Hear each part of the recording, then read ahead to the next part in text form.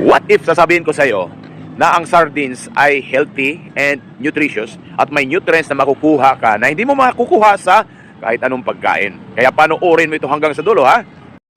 Samahan niyo ako sa ating coffee talk. Para sa mga hindi nakakaalam, nandito ako nag-rest walking while nagre-record ng video na ito.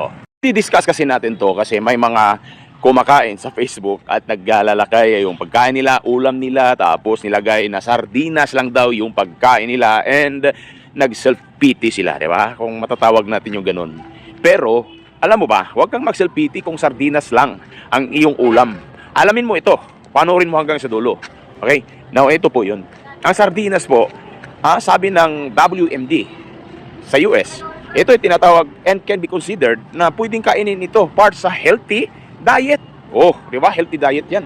And another thing, meron siyang vital nutrients like B12. Oh, importante po yan. Maraming nagka-problema dyan sa B12 deficiency. No? Merong B12 deficiency anemia. Sa vitamin D. Oh, deficient yung tao dyan. Meron makukuha dyan, no? Minsan, makakain lang tayo ng sardinas kung may sunog, nabahaan, earthquake, di ba?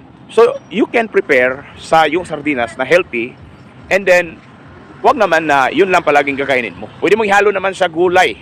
'Di ba? Pwede mong ihalo sa gulay, mas maano pa 'yon. Mas gaganda pa ang kainan.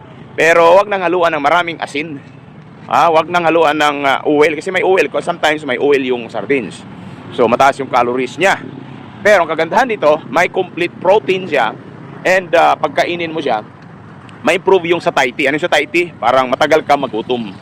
Kaya, hindi na siya sabihin natin na survival, pero malaking tulong siya sa atin sa healthy diet. Meron ka ng complete source of protein. So, kayo, ano sa tingin ninyo?